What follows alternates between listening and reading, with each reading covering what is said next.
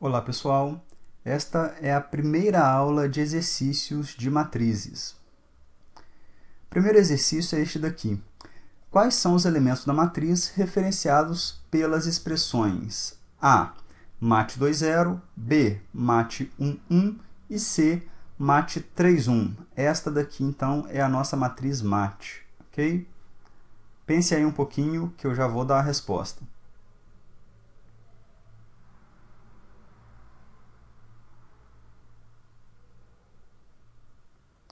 Bom, coloquei aqui os índices das linhas, os índices das colunas, né, para ajudar a identificar os elementos. Então, mat20 é linha 2, coluna 0, é este daqui. Então, mat20, eu estou referenciando o elemento 1.1 na matriz. Mat11, linha 1, coluna 1, é o elemento 0.6. E mat31, o 3 está fora do limite, não é? Não tenho a linha 3, porque a matriz é 3 por 3, então o elemento 3, 1 não existe. Eu só tenho linhas 0, 1 e 2. Então, este daqui, né? Esta expressão aqui está, na verdade, referenciando um elemento que está fora dos limites da minha matriz. Eu tenho que tomar cuidado com isso, porque eu não posso fazer esse tipo de acesso. Exercício 2. Qual é a diferença entre os números 3 das duas instruções abaixo?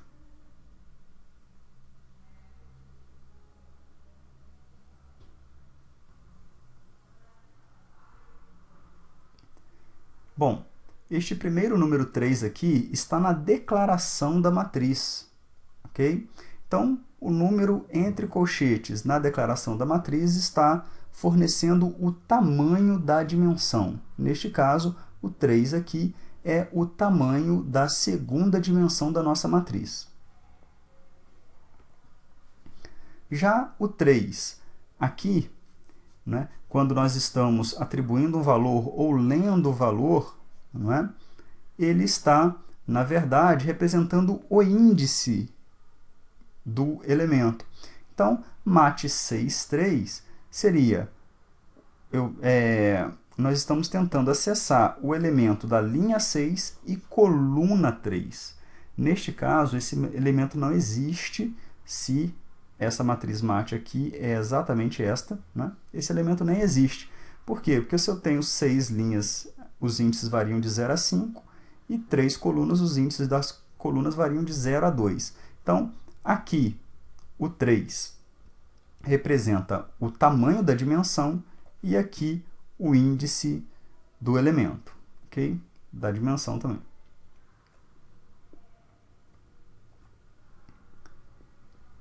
Exercício 3.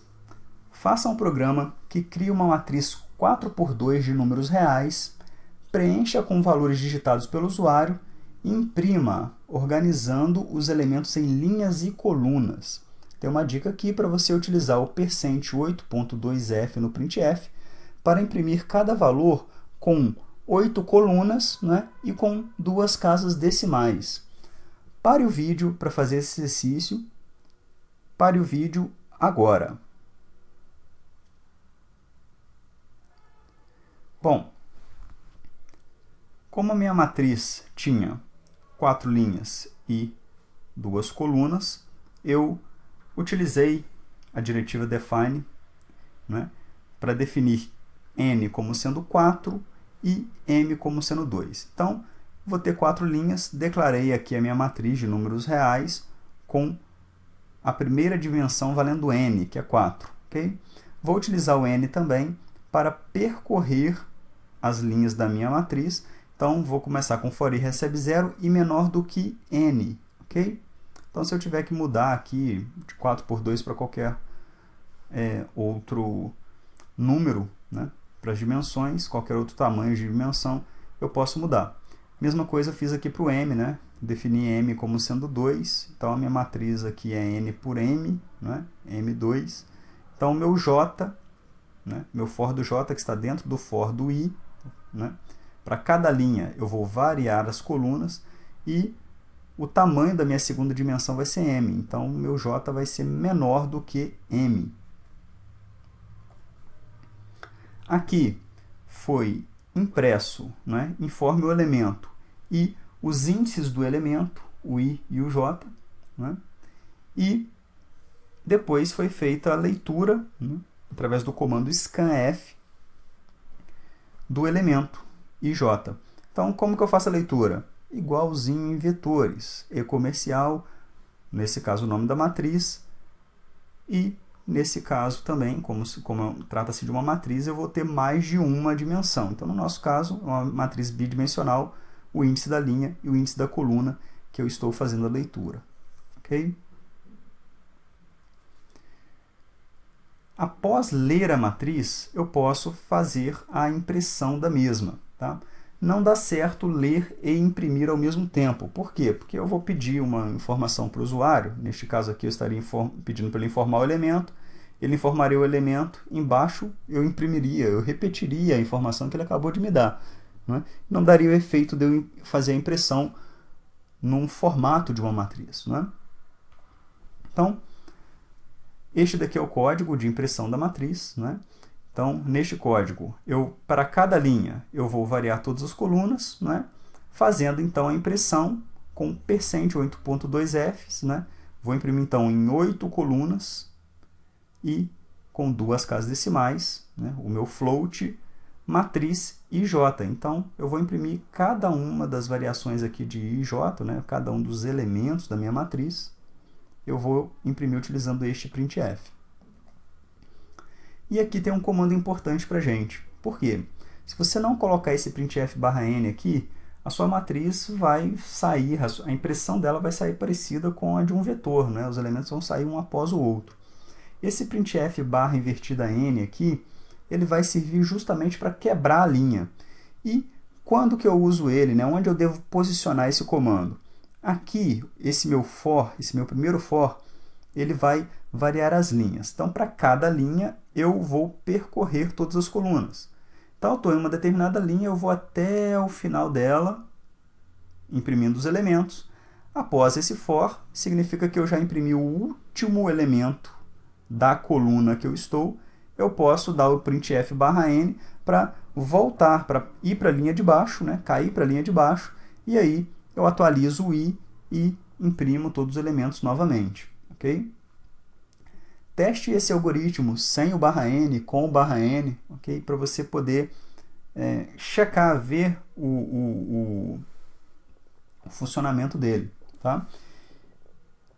Se você mudar esse /n e colocar ele antes do for do j e dentro do for do i, logicamente, o que vai acontecer é que ele vai primeiro pular para a linha de baixo para depois imprimir. É mais uma variação que você pode testar. Ok? O importante é este printf de barra invertida n, ele precisa estar dentro do for da primeira dimensão, o for do i, e fora do for do j, que é o for da sua segunda dimensão. Ok?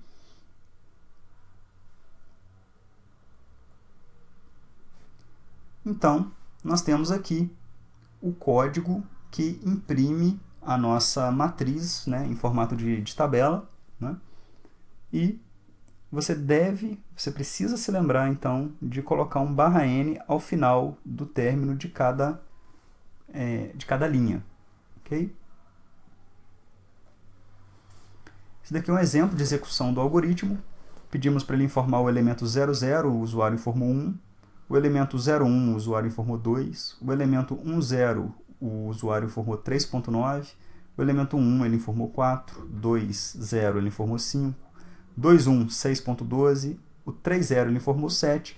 E o 31, ele informou 8. Então, o elemento 3 na linha 3, coluna 1, ele informou 8.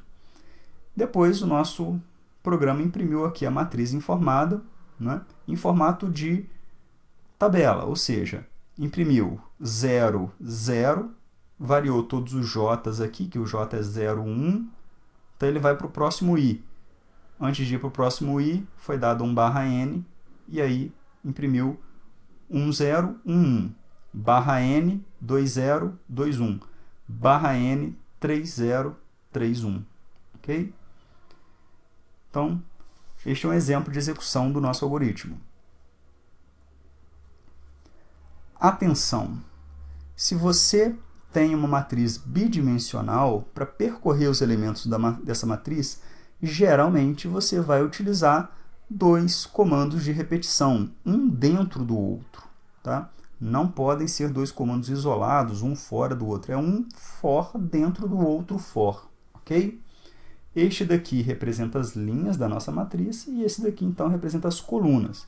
Se eu tivesse uma terceira dimensão, eu teria aqui embaixo um outro for. Por exemplo, um for k recebe 0, k menor do que o tamanho da terceira dimensão, k mais mais. Se eu tivesse 3 dimensões, eu teria 3 fors, um dentro do outro, ok? Bom, por que eu falo que geralmente você vai utilizar 2 fors? Porque isso não é uma regra. Você pode, sim, percorrer a sua matriz sem utilizar 2 fors, uma matriz bidimensional sem utilizar 2 fors. Um exemplo de como você poderia fazer isso é este daqui. Eu tenho for i recebe 0, i menor do que n vezes m. Então, agora o meu i ele não vai percorrer somente, ele não vai ser somente menor do que o número de linhas. Ele vai ser menor do que o total de elementos da minha matriz, que é n vezes m. Ok? Vou pedir para o usuário informar o elemento, e aí vou fazer a leitura de i dividido por m, como sendo a linha, e o resto da divisão de i por m, como sendo a coluna. Ou seja, se eu divido i por m, eu vou saber em qual linha que eu estou preenchendo. Se eu pego o resto da divisão de i por m, qual a coluna. Coloque isso no papel, faça esse teste direitinho. Note que essa divisão aqui vai te dar o número da linha, que o resto da divisão te dá o número da coluna. Faça no caderno, note, né, o funcionamento desse algoritmo. Agora, eu aconselho você a usar realmente for i recebe 0, i menor do que n, i mais mais, e o for j dentro, ou seja, for i e for j é mais simples, mais rapidinho, mais direto aqui para você, vai ser melhor do que você ter que se lembrar de dividir, né, o i pelo número de colunas e pegar o resto da divisão para saber qual que é o valor de j, ok? Existe até um erro nesse algoritmo aqui, mas eu vou deixar ele, você corrige ele para mim. Aqui não seria j, aqui seria i%m, ok? Existe um erro aqui nesse algoritmo. Corrija ele para mim, por favor. Bom, agora temos um exercício extra, que é para você fazer um programa que cria uma matriz n por n de inteiros, sendo n definido com a diretiva define, ok? O programa deve inicializar a matriz com valores digitados pelo usuário e, após isso, imprimir a soma dos elementos da diagonal principal e a soma dos elementos da diagonal secundária da matriz. Ok? Pare o vídeo para fazer o exercício. Pare o vídeo agora. Eu não vou fazer esse exercício todo, completo, porque ler a matriz, eu acho que você já está sabendo ler a matriz, não é? Eu acho que eu posso só mostrar pequenos pedaços dele aqui para ver qual foi o raciocínio utilizado aqui para percorrer a diagonal principal acumulando os elementos e percorrer a diagonal secundária acumulando os elementos, ok? Então, marquei aqui, essa é a nossa diagonal principal da nossa matriz, a soma dos elementos dela dá 15, ok? Para esses elementos, se o usuário tiver preenchido a matriz dessa forma. Note que o índice dos elementos da diagonal principal, né, para esse caso, o índice da nossa linha é igual ao índice da nossa coluna, não é? Então, o meu i é exatamente igual ao j. Como que eu posso fazer para percorrer? Eu posso fazer o famoso for i for j, né? O for i recebe 0, i menor do que o n, né? que é o número de linhas, e mais mais, dentro deste for j recebe 0, j menor do que n, j mais mais, e dentro desse for j eu fazer um if. Se i igual a j, eu sei que eu estou lidando com o elemento da diagonal principal. Mas se o índice do elemento da diagonal principal é exatamente igual, o índice da linha é exatamente igual ao da coluna na diagonal principal, então uma forma de acumular seria esta. Soma diagonal principal recebe 0, ou seja, inicializei o meu acumulador com 0, e depois for i recebe 0 e menor do que o número de linhas ou colunas, tanto faz e mais. Vou fazer o quê? Eu vou acumular na minha variável soma diagonal principal o valor de matriz índice ii. Então, eu vou variar o i de 0 até 4 e vou acumular o valor de matriz índice ii. Matriz índice 0, 0, próximo i1, matriz índice 1, 1, próximo i2, matriz índice 2, 2, e assim sucessivamente. Então, esta é a forma que você pode, é uma das formas que você pode utilizar para somar elementos da diagonal principal da sua matriz. E os elementos da diagonal secundária da matriz? Fiz aqui a soma, deu 25, tá? São esses elementos aqui. Como que eu posso fazer para somar os elementos da diagonal secundária da minha matriz? Bom, novamente, você poderia fazer um for i, dentro deste for i um for j, e dentro do for j checar se a soma de i com j é exatamente igual a 4, ou seja, igual a n menos 1, o tamanho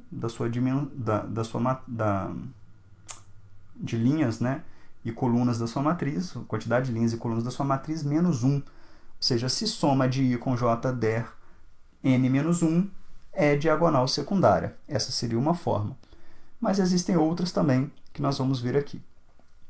A primeira forma que nós vamos fazer é utilizando dois índices, o índice i e o índice j. Okay? Note que o primeiro elemento da minha diagonal secundária está no índice 0, 4. O segundo elemento da minha diagonal secundária vai para o índice 1, 3. Ou seja, eu começo com i no início, no primeiro índice das minhas linhas, o j no último índice das minhas colunas, né? Então, meu i começa valendo 0, meu j começa valendo n menos 1. Né? I0, j, n menos 1. E depois eu dou um i++ e j menos menos. I++ vim para a linha de baixo, j menos menos vim para a coluna anterior. Então, eu consigo agora pegar o segundo elemento da minha diagonal secundária. Ok? Mais uma vez, I++ j menos menos, eu pego o terceiro elemento. Ok? Então, esse algoritmo aqui, soma diagonal secundária é o meu acumulador, eu inicializei ele com 0. E no meu for, note que o ponto e vírgula é quem separa a inicialização do meu for, da condição do meu for, da atualização. Então, eu estou inicializando duas variáveis no meu for.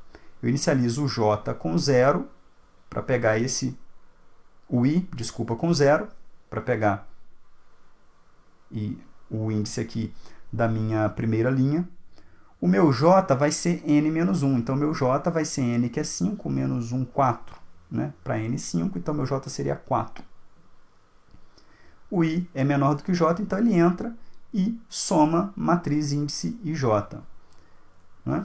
Depois, na hora de atualizar, ele vai dar um i++ e o j que estava aqui, j menos menos.